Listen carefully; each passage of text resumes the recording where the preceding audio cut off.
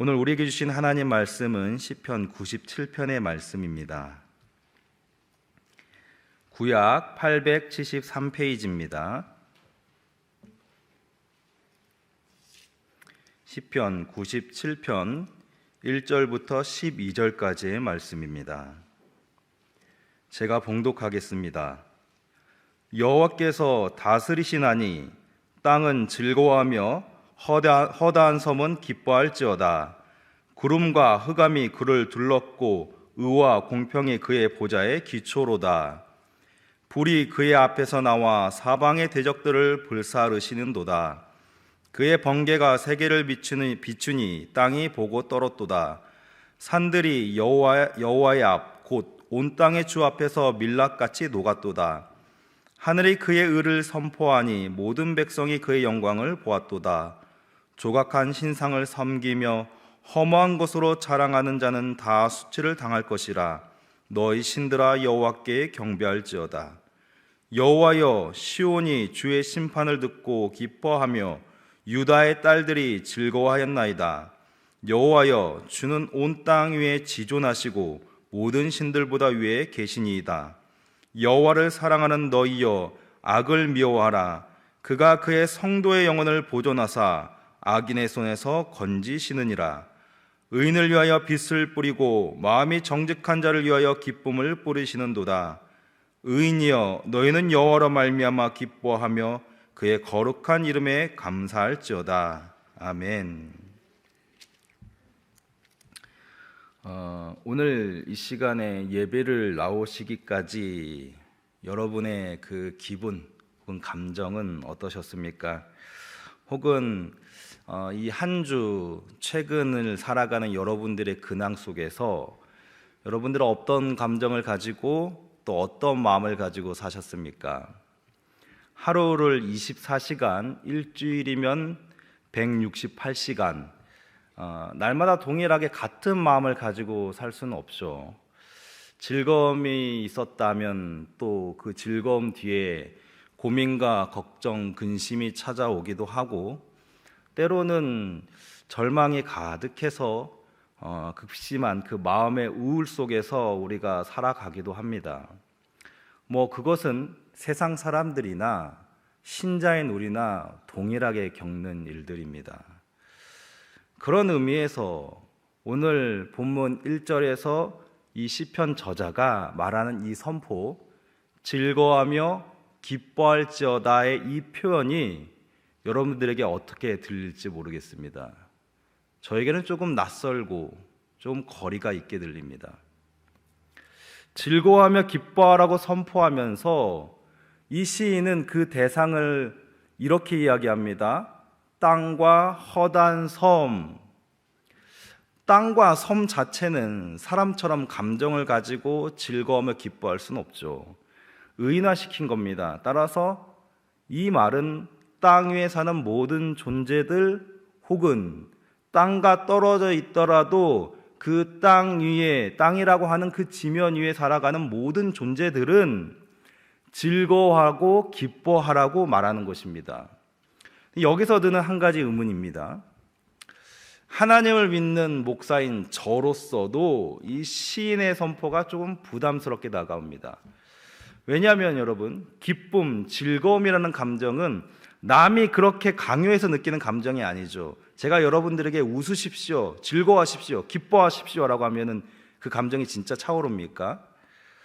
심지어 조금 가장하면은 모든 자들에게 즐거워하라고 기뻐하라는 이 태도가 저는 너무 강압적인 것은 아닌가, 너무 거만한 것은 아닌가라는 생각까지 듭니다.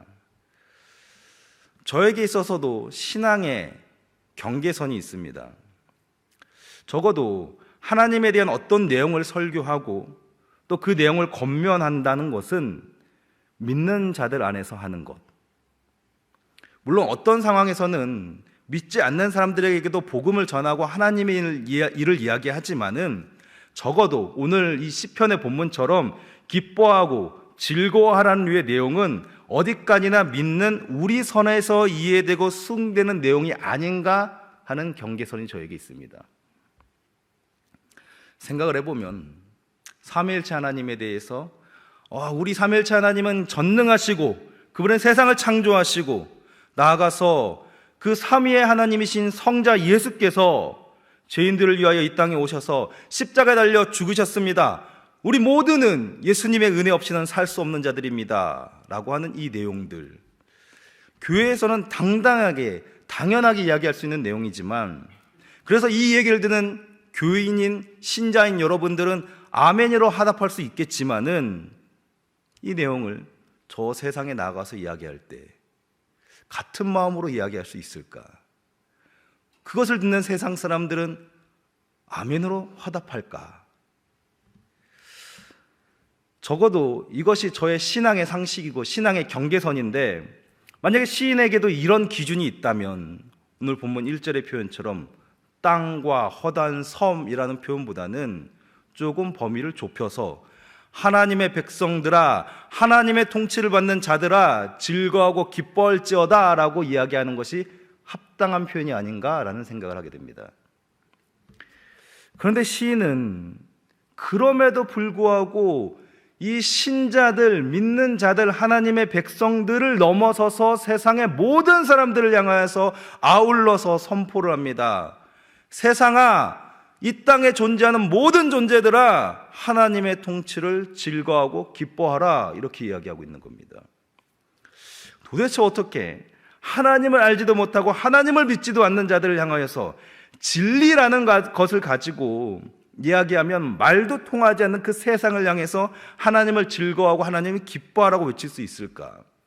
신에게 이 하나님은 도대체 어떤 분이길래, 그는 어떤 믿음을 가졌길래 이렇게 거만하고 광화한 선포를 할 수 있는가라는 생각을 하게 됩니다. 앞서 여러분들의 근황을 여쭸던 것도 사실 이 내용을 말하기 위함이었죠. 여러분 하나님으로 인하여서 정말 기쁘고 즐거우십니까? 오늘 이 자리에 앉았을 때, 저도 여러분 수요 예배는 하루에 고된 시간을 살아오고 나서 그 시간을 쪼개서 이 자리에 앉았을 텐데, 여러분 오늘 이 자리에 앉아있는 이 시간, 시인의 이 첫 소절, 하나님으로 인하여서 여러분 기뻐하고 즐거워하십시오라는 이 표현을 들었을 때 마음이 꽉 막히셨습니까? 아니면 그것이 동감이 되어서, 공감이 되어서 여러분의 마음과 지성을 사로잡아서 너무나 기뻐서 기쁨이 가득 차서 아멘으로 화답이 되었습니까? 사실 믿는 우리조차도 내가 살아온 오늘 혹은 요즘의 내 삶과 전혀 상관없이 하나님을 기뻐하고 찬양하라는 이 신의 선포를 긍정적으로 마냥 아멘으로만 화답할 수는 없지 않을까 생각을 합니다. 최근에도 안타까운 사건이 있었죠. 인천의 그 초동생 학대 사건. 그런데 그분이 집사라고 합니다. 그리고 학대를 하면서 아이에게 성경 필사를 시켰다고 하죠. 심지어는 다니는 교회에 선처를 바라는 탄원서를 써달라고까지 요구할 정도로. 그 사람은 왜 그렇게 살았을까? 삶에 찌들어서 하나님을 믿는다고 하면서 교회 직분을 받은 집사이면서도 그는 하나님에 대한 기쁨, 삶에서 어떤 그 즐거움도 누리지 못한 그 찌든 삶을 살면서 왜 그렇게 살았을까? 왜 신앙은, 믿음은 그 사람을 그 찌든 삶에서 구원하지 못했는가? 그가 믿었던 하나님과 내가 믿는 하나님과 무슨 차이길래? 이런 생각을 한번 해봅니다. 사실 저는 최근에 기쁨이 없었어요. 저의 요즘은, 여러분들에게 물었던 그 근황, 저의 요즘은 기쁨이 고갈된 시간들이었습니다. 이 본문을 대하면서 설교의 제목을 주는 나의 기쁨, 나의 즐거움입니다 라고 정한 것도 제가 이 말 시인의 선포처럼 제 마음에 정말로 기쁨이 넘쳐서가 아니라, 주님, 제가 설교를 해야 하는데 정말로 그런 기쁨과 즐거움이 저에게 있었으면 좋겠습니다라는 간절한 심정으로 이 제목을 정했습니다. 사람 사는 것이 비슷하지 않습니까? 기뻐하고 즐거워하는 이유가 특별하지 않죠.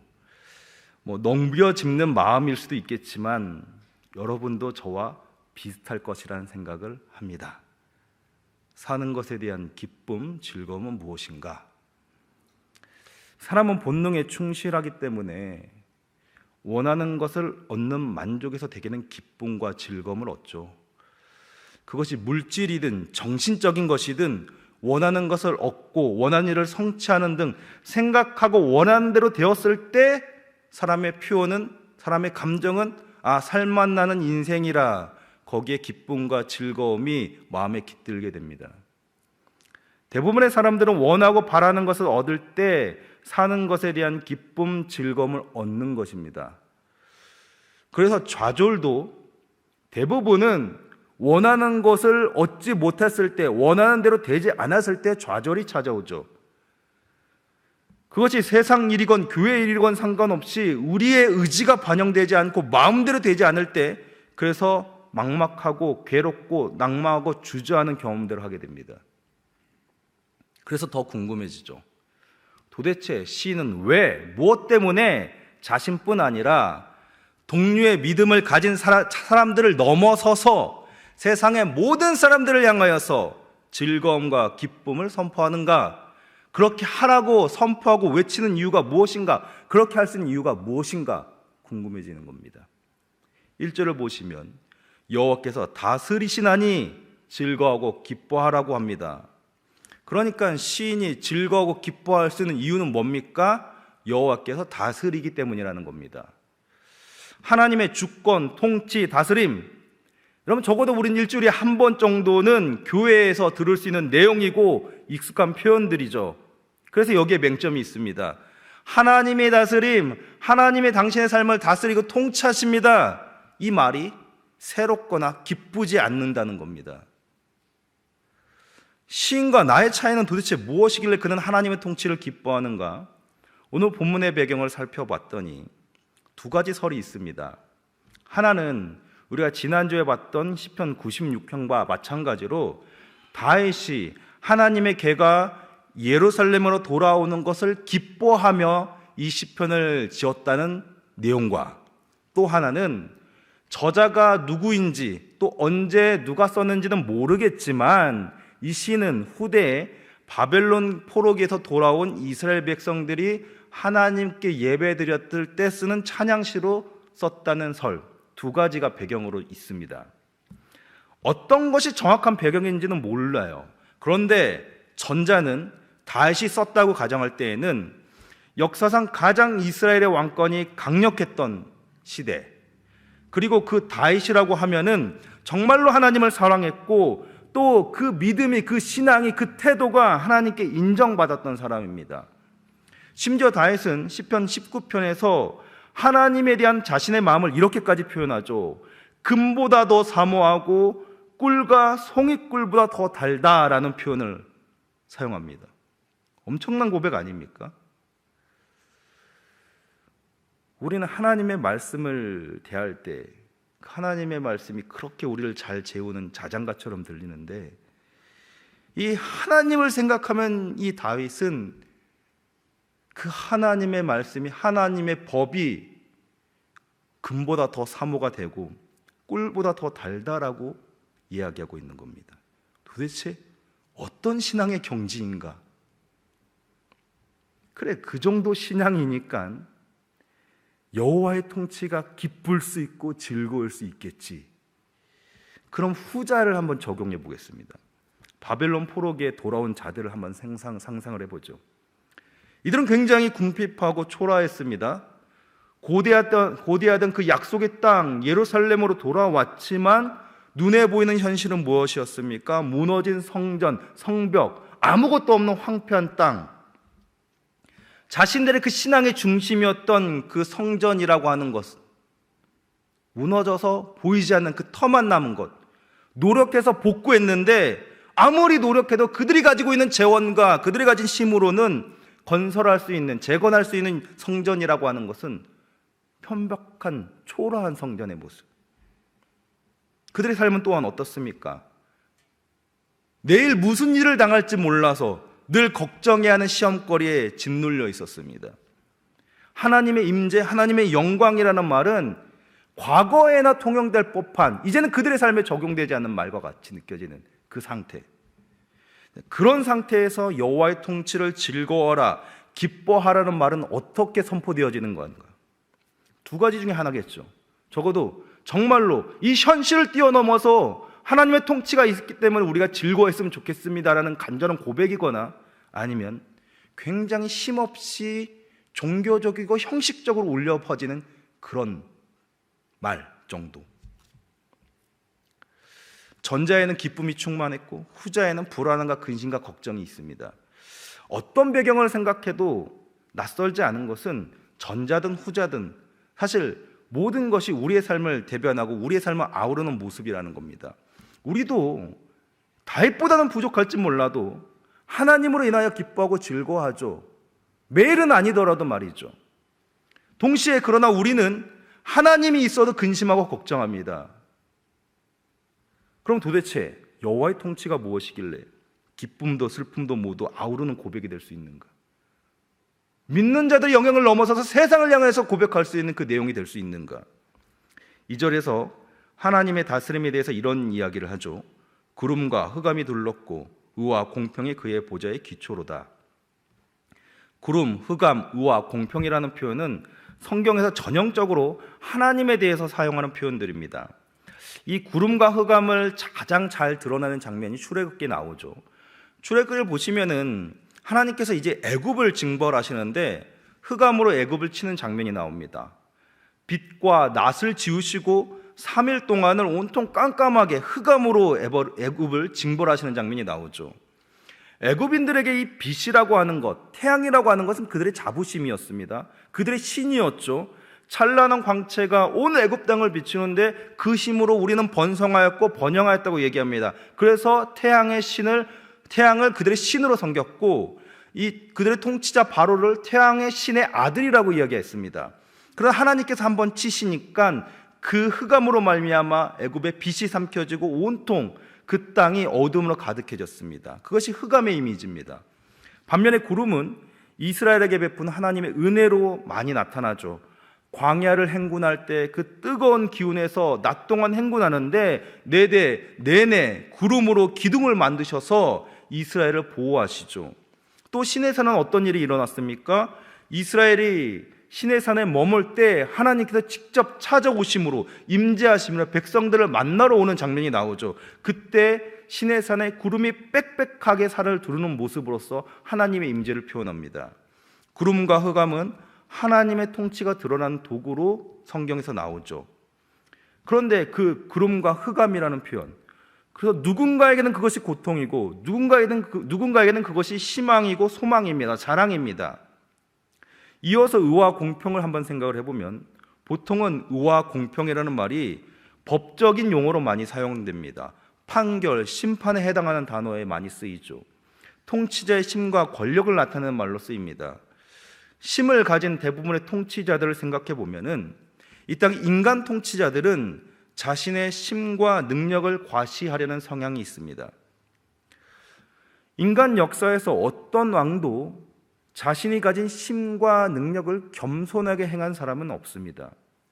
심지어 선한 왕이라 할지라도 자신이 받는 그 선한 이미지, 백성들이 칭송하는 선한 왕이라는 그 이미지를 위해서 추앙받기 위해서라도 왕이 가진 힘과 권력을 사용합니다. 문제는 사람의 존재는 힘과 권력의 제한이 없을 때 만용을 부린다는 데 있습니다. 내가 모든 것을 마음대로 할 수 있는 힘이 있는데 겸손할 수 있는 인간이 있겠는가 하는 것이죠.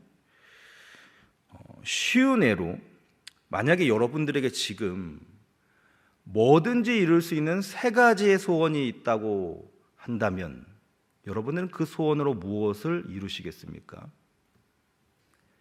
만약에 여러분 가운데 그 3가지밖에 없는 제한적인 소원을, 우크라이나의 전쟁을 멈춰달라고 하거나 지진 피해를 당한 터키의 수많은 사람들의 피로를 채워달라고 하거나 아니면 나와도 전혀 상관없는 이 사회 곳곳에 고통당하는 약자들을 위해서 그들을 돌봐달라는 소원을 빌 수 있는 사람이 있겠습니까?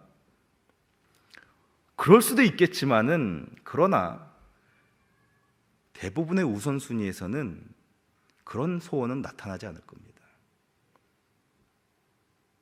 세 가지밖에 없는 그 제한적인 기회를 우리는 예수를 믿는 우리들조차도 사실 시급한 나와 내 가족의 문제를 위해서 사용할 것입니다. 무슨 이야기냐면 힘과 권력을 가진 인간은 그것을 자기를 위해, 자신의 만족을 위해 사용한다는 겁니다. 자기를 드러내는 수단으로 사용한다는 겁니다. 그러나 시인이 여호와의 통치에, 하나님의 통치에 의와 공평이 있다고 하는 이 말에는 하나님은 모든 것을 자유롭게 자신의 의지대로 하실 수 있음에도 불구하고, 그런 능력이 있음에도 불구하고 그 하나님은 사람처럼 변덕스럽지 않으며 자신의 권세와 영광에 취해 누군가를 짓밟고 과시하는 그런 부류가 아니라 그 모든 능력을 사용하셔서 사랑하시되 후회 없게 사랑하시고 우는 자들의 괴로움을 돌아보시고 약자들의 고통, 원망을 외면하지 않는 그런 의와 공평이 하나님께 있다고 이야기하고 있는 겁니다. 그것이 하나님의 성품이고 하나님이라는 존재입니다. 억지로 자신의 힘을 이용해 찬양받고 추앙하게 만들 필요가 없는 존재하신 그 자체가 모든 자들의 평화요, 기쁨이요, 행복과 안락이라는 그 능력의 통치의 보좌가 하나님께 있다고 시인이 이야기하고 있는 겁니다.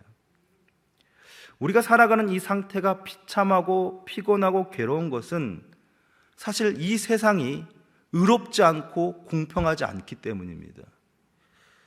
여러분, 공평하지 않는다는 것이 얼마나 비참한지 모릅니다. 공평함이 없다는 것만으로도 사람과 사람의 관계는 불행해집니다. 모든 시비가 여기서 시작이 되죠. 공평하지 않기 때문에, 공평이 없기 때문에 비교하고 비교당하며 만족과 불만족의 자리를 왔다 갔다 하는 겁니다.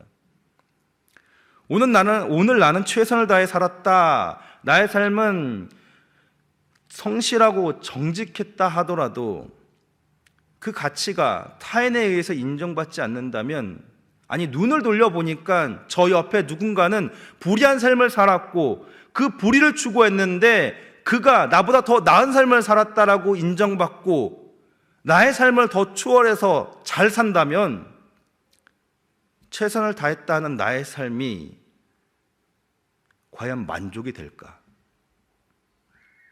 의와 공평이라는 이 말은 오늘 우리가 살아가는 이 세상에서는 부재한 말입니다. 존재하지 않는 말입니다.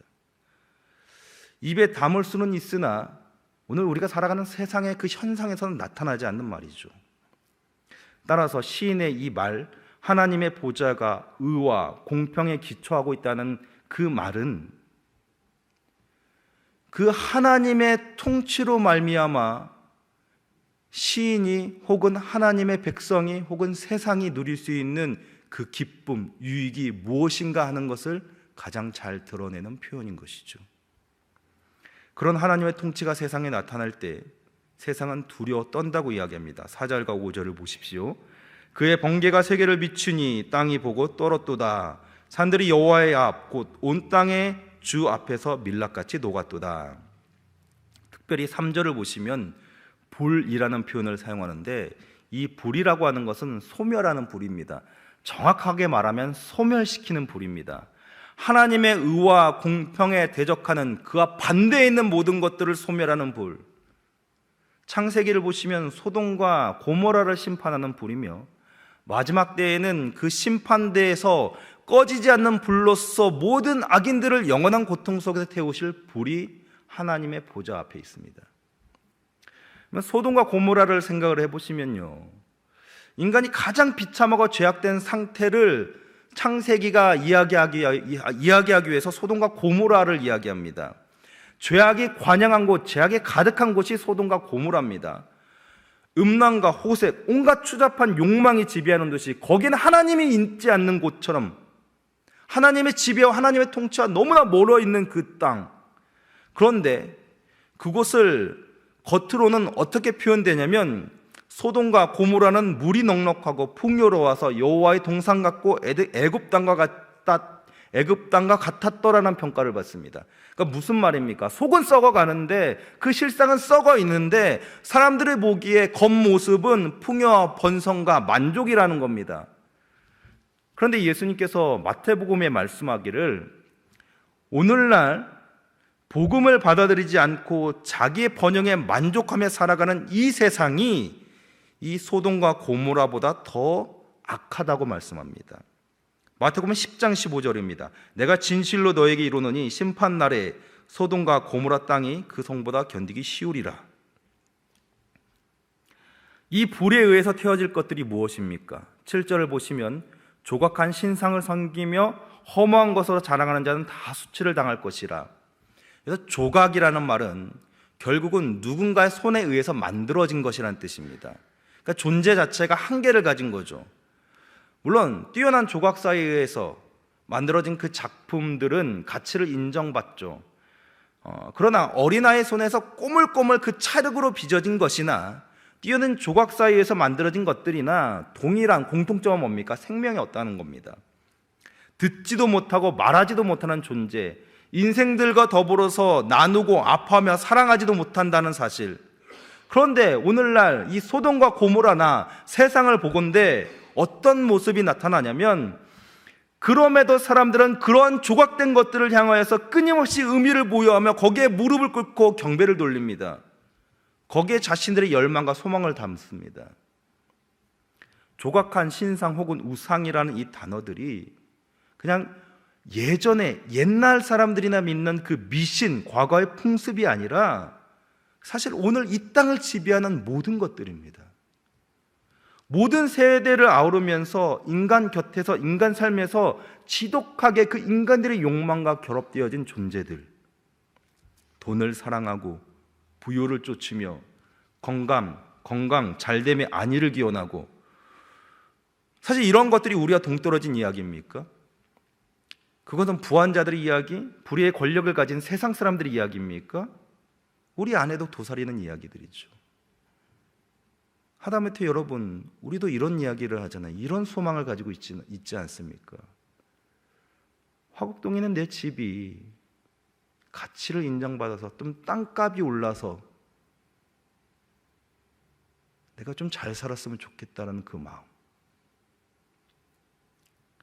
여러분, 잘 살고 못 살고 불을 탐하고 안 하고의 문제가 아니라 결국 이 조각한 신상, 하나님 앞에 태워질 그 불 앞에 태워진 그 모든 것들은 무엇이든지 우리의 관심과 대상이 하나님이 아닌 모든 것들, 그 모든 것이 우상이 될 수 있다라고 이야기하고 있는 겁니다. 9절에서 여호와여 주는 온 땅 위에 지존하시고, 지존하다는 이 표현은 절대로 타협되거나 비교되지 않는 절대적인 가치, 가장 높은 상태를 이해하는 말입니다. 이어서 10절에서 시인은 여호와를 사랑한다면 반드시 악을 버려야 한다고 이야기합니다. 하나님은 이스라엘 백성들에게 거룩하고 성결하라고 명령하셨죠. 거룩과 성결이라고 하는 것은요, 작은 흠조차 용납되지 않은 완전하고 무음한 상태를 이야기합니다. 레위기 10장을 보면은 아론의 두 아들들이 제사장으로 임명이 돼서 하나님께 제사드리기 전에 성소에 들어가서 죽는 장면이 나와요. 근데 그들의 죽은 이유가 뭐냐면요, 성소에 들어가서 하나님께서 명령하지 아니한 다른 불로 그 불을 분양했기 때문에 그 앞에 불이 나와서 그들을 삼켰다, 태워 죽였다라고 얘기합니다. 너무 가혹한 것 아닌가? 하나님이 원하시는 방식이 아니라는 이유로 불이 나와 그들을 살라 죽였다고 하는 거죠. 도대체 이 기준을 어떻게 만족시킵니까? 하나님, 나답과 아비후가 한 가지로 하나님 앞에 범죄했다면은 사실 제 마음은, 오늘 저의 상태는요, 그렇지 않으려고 해도 끊임없이 내 안에는 욕망이 차오르고 세상 것들을 향한 지독한 미련과 그것들이 아니면 채워지지 않은 내 안에 소원들이 있는데 어떡합니까? 마음의 소원과 기쁨이 오염되어서 우리가 하나님으로는 만족되지 않는 삶을 살아가고 있는 것이죠.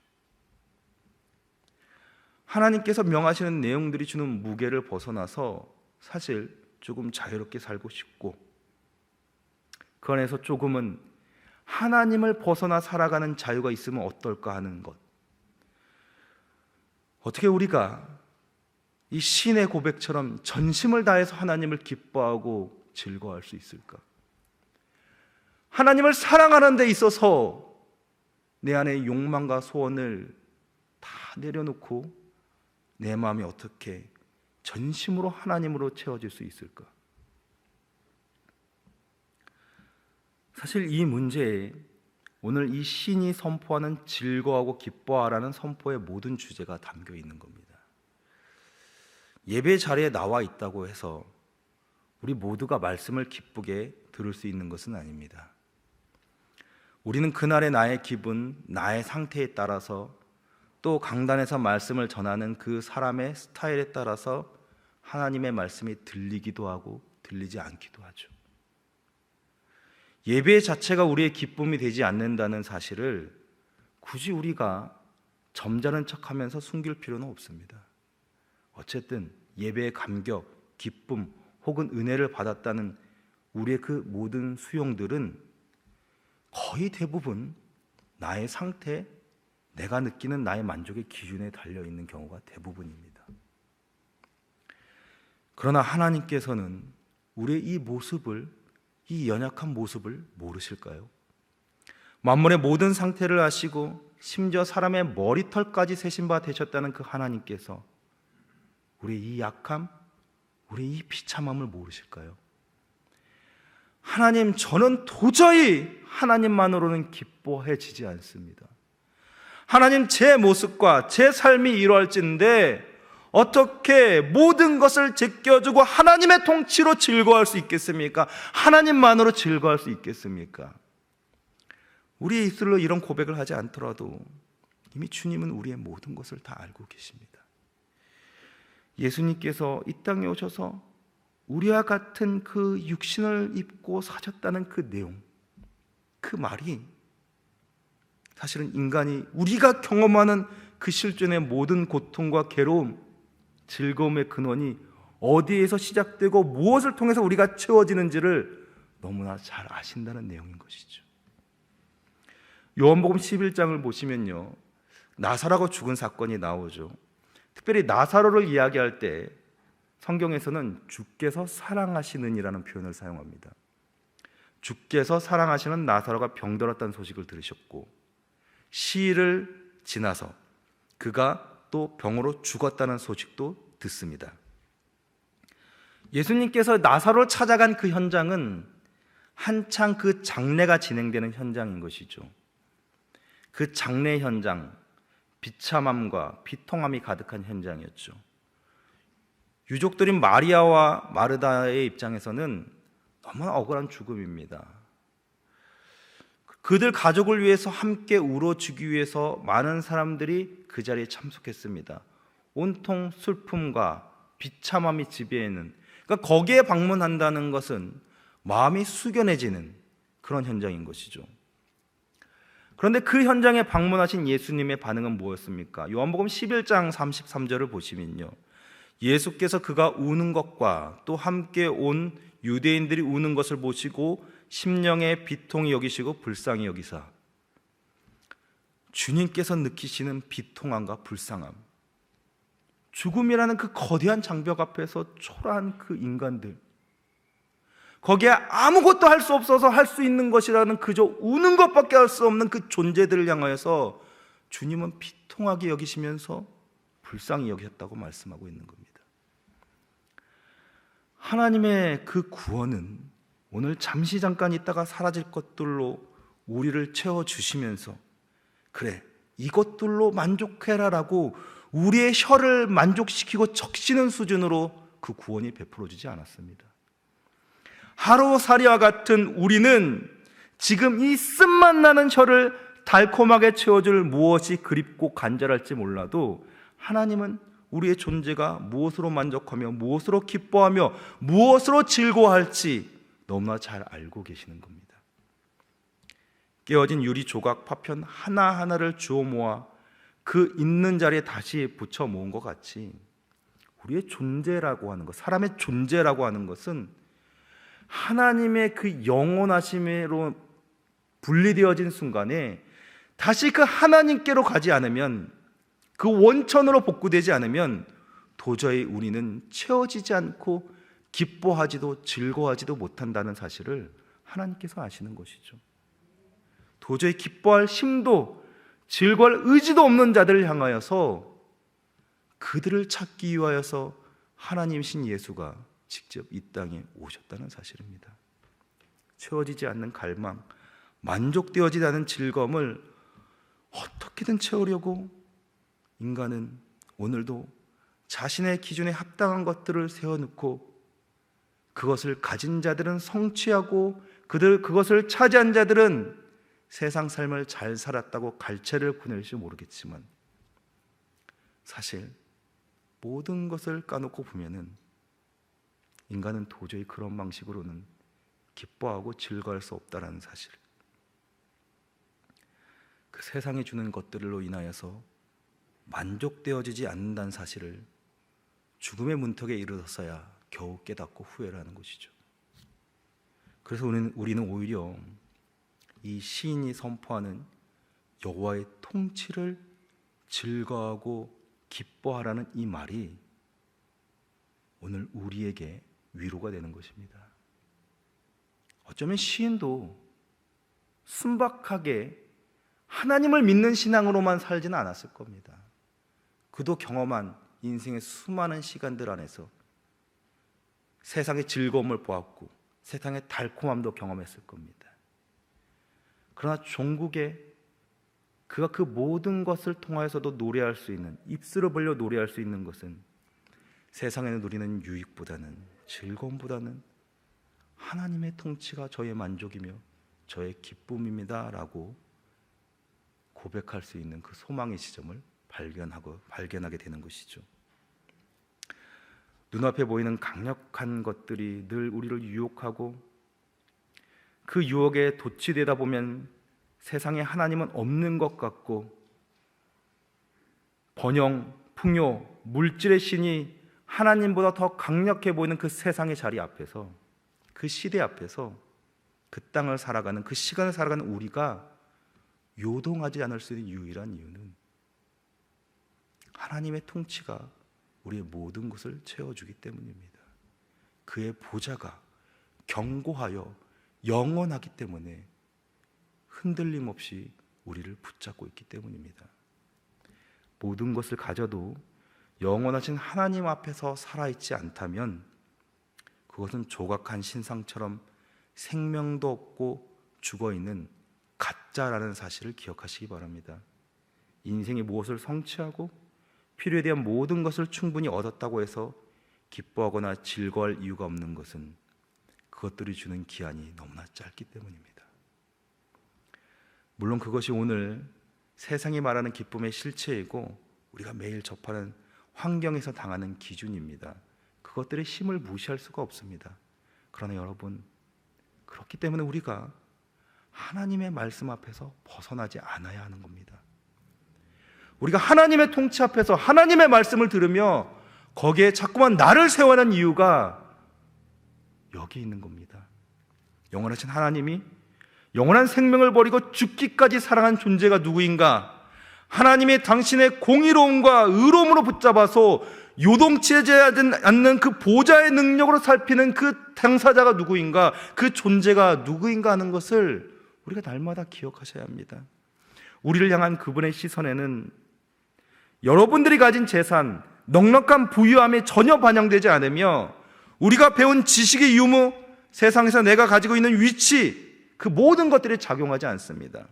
오직 한 가지, 하나님이 가지신 그 영광과 능력으로 하나님은 우리에게 말씀하시길, 너는 나의 사랑하는 아들이다, 너는 나의 사랑하는 딸이다, 나의 사랑하는 자녀다, 이렇게 말씀하고 있는 겁니다.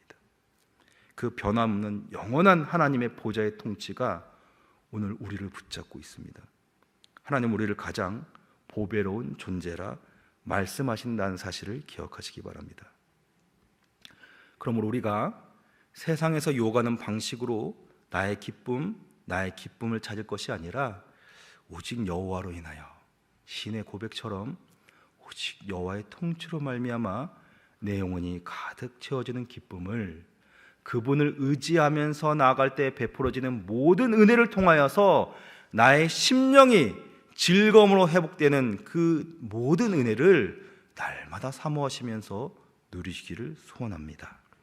그런 기쁨과 즐거움이 오늘 여러분들에게 가득하기를 주님의 이름으로 소망합니다.